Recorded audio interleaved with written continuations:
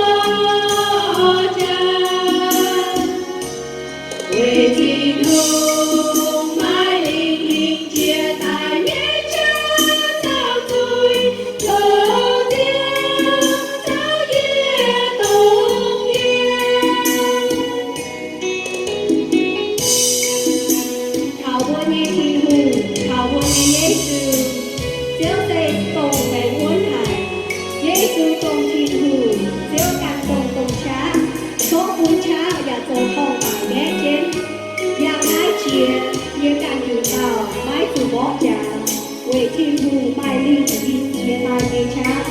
và thao tù số chết thảo dê tôn nhiều thao hùa nhé Thiên Hùng thao hùa nhé Giê-xu siêu sẽ cùng cùng bé quân ai Giê-xu tôn Thiên Hùng siêu càng tôn tôn cha